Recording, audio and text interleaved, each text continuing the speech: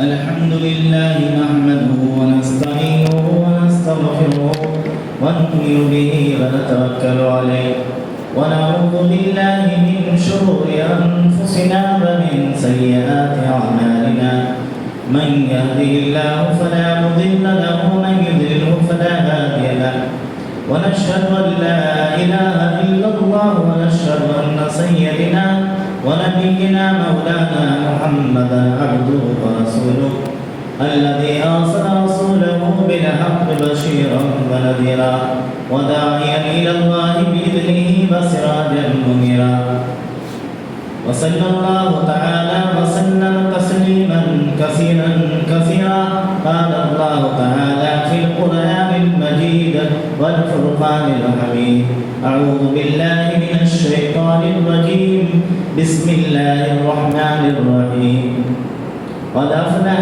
من زكاها وقد خاب من دساها وقال نبينا صلى الله عليه وسلم إن في الجسد مضغة إذا صلحت صلح الجسد كله وإذا فسدت فسد الجسد كله ألا هي القلب أو كما قال عليه الصلاة والسلام. محترم سامعین اکرام، معزز بزرگوں، دوستو، اس وقت میں نے حضرات خدمات میں کلام پاک میں سے دو آیتیں اور اس کے ساتھ میں ایک حدیث شریف پیش کی ہے. اللہ سبحانہ و تعالیٰ کا ارشاد ہے قد افلح من زکاہا، کہ کامیاب ہوا وہ شخص جس نے اپنے نفس کو پاک کر لیا، نفس کا تزکیہ کر لیا. وقد خاب من دساہا، اور نامراد ہوا وہ شخص جس نے اس کو خاک میں ملا دیا. اور جو حدیث میں نے ابھی پیش کی ہے اس میں آپ صلی اللہ علیہ وسلم نے ارشاد فرمایا ان فی الجسد مضغۃ اذا صلحت صلح الجسد کلہ، کہ انسان کے جسم میں ایک لوتھڑا ہے، اگر وہ لوتھڑا صحیح ہو گیا تو اس کا پورا جسم صحیح ہو جاتا ہے. وَإِذَا فَسَدَتْ فَسَدَ الْجَسَدُ كُلُّهُ، اور اگر جسم کے اندر جو لوتھڑا ہے وہ لوتھڑا خراب ہو گیا تو اس کا پورا جسم خراب ہو جاتا ہے. أَلَا هِيَ الْقَلْبُ، اور وہ کیا ہے؟ وہ ہے تمہارا دل. تو محترم بزرگوں، دوستو، اللہ سبحانہ و تعالیٰ نے فرمایا کہ کسی انسان نے اپنے نفس کو پاک کر لیا، یعنی گناہوں سے، کفر سے، شرک سے اپنے نفس کو پاک کر لیا تو انشاءاللہ تعالیٰ وہ کامیاب ہو گیا. کہاں میں کامیاب ہو گیا؟ آخرت میں کامیاب ہو گیا، اس زندگی میں کامیاب ہو گیا جو زندگی ہمیشہ ہمیشہ کے لیے ختم ہونے والی نہیں ہے. دنیا کی جیسی کامیابی نہیں کہ انسان ایک چیز میں کامیاب ہو جاتا ہے، دوسرے میں ناکام ہو جاتا ہے. اگر کوئی پڑھائی میں کامیاب ہو گیا تو زندگی گھریلو میں، تو وہ گھریلو زندگی میں ناکامیاب ہو جاتا ہے. کوئی انسان پیسے کمانے میں کامیاب ہو گیا لیکن اس کو بیماری لگ جاتی ہے. کوئی انسان سیاست میں کامیاب ہو گیا، 5 سال کے لیے کامیاب ہو گیا لیکن اگلے 5 سال میں ناکامیاب ہو جاتا ہے. تو جس کامیابی کے اللہ سبحانہ و تعالیٰ بات کر رہے ہیں کہ کامیاب ہو گیا، یہ وہ کامیابی ہے جو ہمیشہ ہمیشہ کے لیے ہے اور آخرت کے لیے ہے، جو کبھی ختم ہونے والی نہیں ہے. اور جس کامیابی کا بدلہ انسان کو جنت ملے گا. پھر آگے فرمایا وَقَدْ خَابَ مَنْ دَسَّاهَا، اور جس نے اپنے نفس کو خاک میں ملا دیا، یعنی اپنے نفسانی خواہشات کے پیچھے چل پڑا، گناہ ملوث ہو گیا، اپنے نفس میں حسد، بغض، شرک و کفر جیسی چیزیں پیدا کر لی تو سمجھو کہ وہ نامراد ہو گیا، وہ ناکامیاب ہو گیا. تو اس لیے محترم بزرگ دوستو ہمارے لیے ضروری ہے کہ ہم اپنے نفس کو پاک کریں.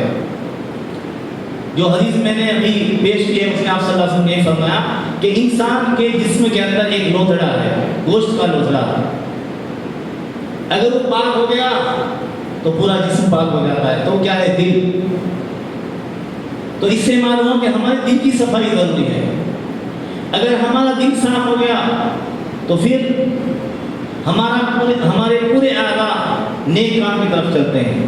ہمارے ہاتھ، ہمارے پیر، ہماری آنکھیں یہ پوری کی پوری نیک کام کی طرف مائل ہوتی ہے. اگر ہمارا دل صاف نہیں ہے، اس کے اندر بغض ہے، کینہ ہے، شرک ہے، تو پورے اعضاء گناہوں کی طرف مائل ہوتے ہیں. تو اس لیے ہمارے لیے ضروری ہے کہ ہمارے جسم میں جو گوشت کا لوتھڑا ہے، ہمارا دل ہے، اس کو ہم پاک صاف کریں. اگر وہ پاک صاف ہو گیا تو پھر انسان کے پورے کے پورے اعضاء، جتنے اعضاء اس کے جسم میں ہیں، پورا کا پورا جسم، پورے کے پورے اعضاء نیک کام کی طرف مائل ہیں. ہمیشہ اس کے دل میں نیک کام کرنے کی خواہش پیدا ہوگی، برائیوں سے نفرت پیدا ہوگی، وہ بغض سے، کینے سے، گھمنڈ سے، تکبر سے، شرک سے، کفر سے دور بھاگے گا. پھر وہ یہ نہیں دیکھے گا کہ چھوٹا ہے یا بڑا، یہ چھوٹا عمل ہے یا بڑا عمل ہے، رات یا دن ہے، ہمیشہ وہ نیک کام کرنے کے پیچھے لگ جائے گا. آپ صلی اللہ علیہ وسلم نے حدیث مبارکہ کے اندر بنی اسرائیل کے ایک شخص کا واقعہ بیان کیا. یہ بنی اسرائیل میں ایک شخص تھا جس نے ارادہ کیا کہ راتوں میں آج رات کو صدقہ کروں گا. آج کل ہم میں سے اکثر لوگ یہ ہے، سب تو نہیں ہے، صدقہ دکھا کر کرتے ہیں کہ لوگ سے سخی کہے، لیکن اس شخص نے نیت کی کہ میں رات کو صدقہ کروں گا تاکہ کسی کو پتہ نہ چلے. اب اس شخص جب بھی نیت کی تو رات میں شخص نکلا تو اس کو ایک عورت ملی. اس عورت کو اسے پیسے دیے اور آ گیا. جب دن کی کلاس صبح ہوگی تو لوگوں میں چرچا ہوا کہ کسی مالدار نے ایک زانی عورت کو صدقہ دے دیا. تو اس نے اللہ کا شکریہ ادا کیا کہ اللہ، یہ زانی عورت اس سے بدتر آدمی کو میں دے سکتا تھا لیکن تیرا شکر ہے. لیکن پھر بھی یہ خواہش پیدا ہوئی کہ میں آج پھر دوبارہ صدقہ کروں گا. معلوم نہیں کہ صدقہ قبول ہوا یا نہیں ہوا. پھر رات کو نکلا، پھر اس کو ایک اور شخص ملا، اس کو پیسہ دیا اور آ گیا. پھر صبح میں چرچا ہوئی، لوگ کہنے لگے کہ کوئی شخص رات میں آیا تھا اور ایک مالدار کو صدقہ دے کر چلا گیا. پھر اس شخص نے اللہ کا شکریہ ادا کیا، یا اللہ میرا صدقہ اس سے کہیں اور بھی بدتر جگہ دیا جا سکتا تھا لیکن تیرا شکر ہے. لیکن پھر اس نے سوچا کہ میں آج پھر صدقہ دوں گا، معلوم نہیں قبول ہوا نہیں ہوا. پھر رات میں نکلا، ایک شخص ملا، اس کو صدقہ دے دیا. جب صبح ہوئی پھر ایک چرچا ہوا کہ کسی شخص نے رات میں ایک چور کو صدقہ دے دیا. تو اس شخص پھر شرمندہ ہوا لیکن پھر اللہ کا شکر ادا کیا. تو رات میں جب یہ سویا، اس نے خواب میں دیکھا فرشتہ آیا اور اس سے کہا کہ تمہارے تینوں صدقے قبول ہو گئے، تینوں صدقے. اور تمہارے صدقہ جو چور کو دیا گیا وہ اس لیے دیا گیا تاکہ وہ چور توبہ کر لے اپنی چوری سے کہ اللہ سبحانہ و تعالیٰ جب چاہتے ہیں بغیر چوری کے بھی رزق دیتے ہیں. زانی عورت کو اس لیے دلایا گیا تاکہ وہ زنا سے توبہ کر لے کہ اللہ سبحانہ و تعالیٰ بغیر جسم فروشی کے بھی، بغیر اپنا جسم بیچے ہوئے بھی رزق دے سکتا ہے، تو اس نے توبہ کر لی. پھر ایک مالدار کو اس لیے صدقہ دلایا گیا تاکہ وہ توبہ کر لے کہ دیکھو تیرے پاس مال ہے پھر بھی تو صدقہ نہیں کرتا، دن میں بھی صدقہ نہیں کرتا. ایسے لوگ ہیں کہ جو رات میں نکل کر بھی خفیہ طریقے سے صدقہ کرتے ہیں.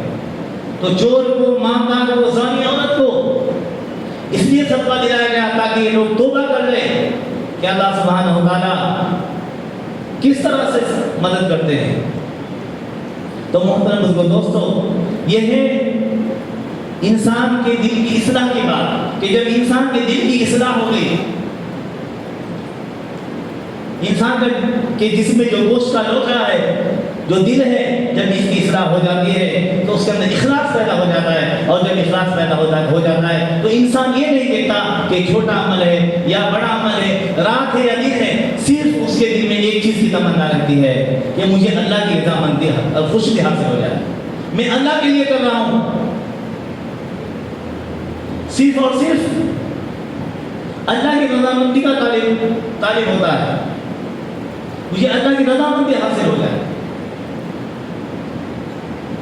تو اگر ہم بھی اپنے دل کو صاف کر لیں گے حسد سے، بغض سے، شرک سے، ریاکاری سے، تو ہمارے دل کی کیفیت یہی ہوگی کہ ہمارا دل نیک کام کرنے کی طرف مائل ہوگا. حضرت ابراہیم علیہ السلام کا واقعہ آتا ہے کہ حضرت ابراہیم علیہ السلام کی ایک عادت تھی، بہترین عادت، آج کل بھی کچھ لوگوں میں ہوتی ہے. کچھ لوگ بیچارے ایسے ہوتے ہیں کہ لوگ چائے کی دکان میں جا رہے ہیں چائے پینے کے لیے، راستے میں کوئی مل جائے، آؤ بھائی آگے چائے پینے.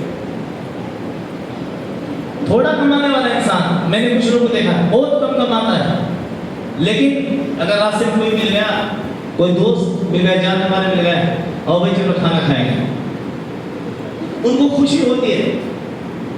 آج بہت سے پیسے والے ایسے ہوتے ہیں کہ وہ اگر جا رہے ہوٹل میں جا رہے ہیں کہ چائے کی دکان میں جا رہے ہیں، کوئی جاننے والا دیکھ جائے تو راستہ بدل دیتے ہیں یا رک جاتے ہیں کہ کہیں میرے ساتھ نہ جائے. تو یہ بہت اچھا عادت ہے، دلوں کے اندر یہ عادت ہے کہ میرے ساتھ کوئی شامل ہو جائے. تو حضرت ابراہیم علیہ السلام کی عادت شریفہ تھی کہ آپ جب بھی کھانا کھاتے اکیلے نہیں کھاتے تھے. ایک مرتبہ باغ میں بیٹھے ہوئے ہیں، کوئی ساتھ میں نہیں، کھانا ساتھ میں رکھا ہوا ہے. تھوڑی دیر کے بعد دیکھا کہ ایک شخص راستے سے گزر رہا ہے، عمر والا شخص، عمر رسیدہ. اس کو بلایا اور فرمایا کہ بھائی میرے ساتھ آ کے کھانا کھا لو. اب یہ شخص آ گیا، بیٹھ گیا. اس شخص نے کھانے کا لقمہ اٹھایا، منہ میں رکھا، منہ میں رکھنے جا رہا تھا. حضرت ابراہیم علیہ السلام نے فوراً اس کا ہاتھ پکڑ لیا اور فرمانے لگے کہ تو نے بسم اللہ نہیں پڑھی، اس لیے یہ کھانا نہیں کھانا، میں آپ کو کھانا نہیں کھلاؤں کیونکہ آپ نے اللہ کا نام نہیں لیا. اس شخص سے غصہ آ گیا کہ میں بوڑھا ہو گیا، پوری زندگی میں نے کبھی اللہ کا نام نہیں لیا، پھر میں کھانا کھاتا ہوں اور تم مجھے ایک وقت کا کھانا کھلا رہے، مجھے کنڈیشن لگا، چل دیا. تو اللہ سبحانہ و تعالیٰ کی بات پسند نہیں آئی. اللہ سبحانہ و تعالیٰ نے فرشتے کو بھیجا اور فرمایا کہ ابراہیم علیہ السلام سے کہو کہ اس شخص کو جا کے بلا کر لے کر آؤ اور کہو کہ دیکھو یہ شخص کافر ہے، پوری زندگی میرا نام نہیں لیا، پھر بھی میں اس کو کھانا کھلاتا ہوں. اور اس نے اگر بسم اللہ نہیں پڑھی، ایک وقت کھانے کے تم نے کھانا نہیں دیا. آپ یہ نہیں دیکھنا اس نے بسم اللہ پڑھی یا نہیں پڑھی، آپ کو یہ دیکھنا ہے کہ آپ کھانا کس کے لیے کھلا رہے ہو. تو حضرت ابراہیم علیہ السلام گئے اور اس شخص کو بلا کر لائے اور فرمایا کہ بھائی ٹھیک ہے آپ کھانا کھا لو، بسم اللہ پڑھو نہ پڑھو کھانا کھا لو. تو کھانا کھلانے بات نہیں، بات یہ ہے کہ کس کے لیے ہم کھانا کھلا رہے ہیں، کس کے لیے ہم نیک کام کر رہے ہیں. تو ہمارا مقصد یہ ہونا چاہیے کہ ہم جو بھی کر رہے ہیں وہ اللہ کے لیے کر رہے ہیں، صدقہ کر رہے ہیں یا نماز پڑھ رہے ہیں، روزہ رکھ رہے ہیں، جو بھی عبادت کرتے ہیں صرف اللہ کے لیے ہونی چاہیے. تو جب انسان کا دل صاف ہو جاتا ہے، اذا صلح صلح الجسد كله، جب یہ اس انسان کے جسم کا لوتھڑا صحیح ہو جاتا ہے تو پھر اس کے اندر اخلاص خود بخود پیدا ہو جاتا ہے. اور جب یہ لوتھڑا خراب ہو جاتا ہے، زن آلود ہو جاتا ہے، وَإِذَا فَسَدَتْ فَسَدَ الْجَسَدُ كُلُّهُ، تو پھر یہ دل انسان کا برائی کی طرف ہی چلتا ہے، برائی کی طرف مائل ہوتا ہے، اس کے دل میں برائی کی رغبت پیدا ہوتی ہے، نیکی کی طرف نیکی کی رغبت اس کے دل میں پیدا نہیں ہوتی۔ تو اس کی اصلاح کی ضرورت ہے۔ جب اس دل کی حالت یہ ہو جائے تو پھر اس کی اصلاح کرے۔ تو اصلاح کن چیزوں سے ہوتی ہے؟ اصلاح کے بارے میں آپ صلی اللہ علیہ وسلم فرمایا کہ دلوں کو بھی زنگ لگ جاتا ہے۔ لِكُلِّ شَيْءٍ سَقَالَةٌ وَسَقَالَةُ الْقُلُوبِ لِذِكْرِ اللَّهِ، جب دلوں کو زنگ لگ جاتا ہے تو ہر چیز کے لیے آلہ ہوتا ہے۔ جیسے میں نے گزشتہ جمعہ بھی کہا تھا کہ کپڑے دھونے کے لیے صابن ہوتا ہے، لوہے کے زنگ کو دور کرنے کے لیے آگ کی بھٹی ہوتی ہے۔ تو اسی طرح آپ صلی اللہ علیہ وسلم فرمایا کہ دلوں کی زنگ کی صفائی کے لیے کیا ہے؟ اللہ کا ذکر ہے۔ اور ایک اور جگہ فرمایا کہ موت کی یاد، یہ دو چیزیں انسان کرتا ہے، موت کو یاد کرتا ہے، اللہ کا ذکر کرتا ہے، تو پھر صاف ہو جاتا ہے۔ اللہ سبحانہ و تعالیٰ فرماتے ہیں کلا بل ران علی قلوبہم ما کانوا یکسبون، کہ انسانی گناہوں کی وجہ سے انسان کے دل میں دھبے پڑ جاتے ہیں، وہ کالا ہو جاتا ہے، داغ لگ جاتے ہیں، کیونکہ ہم جو بھی عمل کرتے ہیں اس عمل کا دار و مدار نیت کے اوپر، دل کے اوپر ہے۔ آپ صلی اللہ علیہ وسلم فرمایا ان اللہ لا ينظر الى صورکم، اللہ تعالیٰ تمہاری صورتوں کو نہیں دیکھتا، تمہاری واقوالکم، تمہاری باتوں کو نہیں دیکھتا، بلکہ ولکن ينظر الى قلوبکم ونیاتکم، تمہارے دلوں کو اور نیت کو دیکھتا ہے۔ تو جب دلوں کو اور نیت کو دیکھتا ہے تو ہمارا دل صاف ہونا چاہیے۔ تو یہ صاف کب ہوگا؟ جب ہم اللہ کا ذکر کثرت سے کریں گے، موت کو یاد کریں گے۔ آپ صلی اللہ علیہ وسلم نے فرمایا کہ دل کی صفائی کے لیے آپ زیادہ نماز پڑھو، روزے رکھو، بلکہ موت کی یاد، کیونکہ اگر انسان موت کو یاد کرے گا تو اس کے اندر نماز پڑھنے کی، روزہ رکھنے کی، صدقہ کرنے کی رغبت خود بخود پیدا ہو جائے گی اور گناہوں سے نفرت پیدا ہوگی۔ آپ صلی اللہ علیہ وسلم نے اکثروا ذکر حاتم لذات الموت، لذتوں کو توڑنے والی شے کو یاد کرو، یعنی موت کو یاد کرو۔ اللہ سبحانہ و تعالیٰ فرماتے ہیں وَأَنفِقُوا مِمَّا رَزَقْنَاكُم مِّن قَبْلِ أَن يَأْتِيَ أَحَدَكُمُ الْمَوْتُ، کہ جو بھی کچھ تمہارے پاس ہے وہ اللہ کے راستے میں اس سے پہلے خرچہ کر دو، کہ کہیں ایسا نہ ہو کہ تم میں سے کسی کی موت آ جائے فَيَقُولُ رَبِّ أَخِّرْنِي إِلَىٰ أَجَلٍ قَرِيبٍ، موت قریب آ جائے، کہنے لگے کہ اللہ مجھے مہلت دے دے، میں تیرے راستے میں صدقہ خیرات کر دیتا ہوں، وَأَكُن مِّنَ الصَّالِحِينَ، نیک لوگوں میں شامل ہو جاتا ہوں۔ اللہ سبحانہ وتعالیٰ فرماتے ہیں جب کسی کی موت آ جائے گی اور وہ یہ مہلت مانگے گا تو وَلَن يُؤَخِّرَ اللَّهُ نَفْسًا إِذَا جَاءَ أَجَلُهَا، اللہ سبحانہ وتعالیٰ ہرگز مہلت نہیں دے گی، ایک سیکنڈ کی بھی مہلت نہیں دے گی۔ تو جب انسان موت کو یاد کرے گا تو خود بخود نیک کام کرنے کی خواہش کے دل میں پیدا ہوگی، کیونکہ پتہ ہے جب موت کو یاد کر لیا اب موت کا بھروسہ نہیں کب آ جائے، ایک دن بعد بھی آ سکتی ہے، ایک مہینہ بعد بھی آ سکتی ہے، ایک سال بعد بھی آ سکتی ہے۔ کیونکہ ہم دیکھتے ہیں کہ جو مسجد میں جنازہ اپنے کسی بچے کا جنازہ ہوتا ہے، کسی جوان کا ہوتا ہے، کبھی کسی بوڑھے کا ہوتا ہے، تو پتہ نہیں ہماری جوانی میں موت آ جائے یا بڑھاپے میں موت آ جائے، تو ہمیشہ موت کے لیے وہ تیار رہتا ہے، اور جب تیار رہتا ہے تو وہ نیک کام کرتا ہے۔ ایک تو موت کی یاد، دوسرے اللہ کا ذکر، اللہ کا ذکر جو ہے لا الہ الا اللہ کا ذکر کرے، سبحان اللہ کا ذکر کرے، یا قرآن کو کثرت سے پڑھے، کیونکہ قرآن میں اللہ کا ذکر ہے، تو قرآن کو کثرت سے پڑھنے بھی اللہ کا ذکر ہے۔ ایک واقعہ آتا ہے صحابی کا، عبداللہ ذی المجادین، ایک صحابی تھے، جب یہ مسلمان ہوئے تو ان کے گھر والوں نے کو نکال دیا۔ جب نکال دیا تو یہ صحابی ہمیشہ مسجدوں میں پڑے رہتے ہیں اور اللہ کا ذکر کرتے رہتے تھے، تو لوگ کہنے لگے ریاکار ہے، یہ دیوانے ہیں، مجنون ہیں۔ ایک جگہ میں جب یہ شہید ہوئے، کسی صحابی نے دیکھا کہ ان کے پاس ایک روشنی ہے، اور جب ان کو دفنا جا رہا تو اس وقت حضرت عمر رضی اللہ عنہ، حضرت صدیق رضی اللہ عنہ، آپ صلی اللہ علیہ وسلم تینوں موجود تھے۔ آپ صلی اللہ علیہ وسلم قبر میں اتر ہوئے تھے، اور حضرت صدیق اور حضرت عمر نے ان کا جنازہ ان کو پکڑا رہے تھے۔ جب آپ نے ان کو دفن کر دیا تو آپ صلی اللہ علیہ وسلم نے آسمان کی طرف ہاتھ اٹھا کر فرمایا کہ اللہ میں اس سے راضی ہو گیا، تو بھی اس سے راضی ہو جا۔ تو دیکھیے ذکر کی برکت کہ ذکر نے ان کے درجے کو کس قدر بلند کر دیا. تو اس لیے محترم بزرگوں ہم کو چاہیے کہ ہم اپنے دل کی اصلاح کریں، اور دل کی اصلاح کے لیے ہمارے لیے ضروری ہے کہ ہم اللہ کا ذکر کریں اور موت کو یاد کریں. دعا ہے کہ اللہ سبحانہ و تعالیٰ ہم سب کو کہنے سننے سے نیک عمل کرنے کی توفیق عطا فرمائے اور ہماری دل کی اصلاح فرمائے. آمین آمین. الحمد للہ رب العالمین.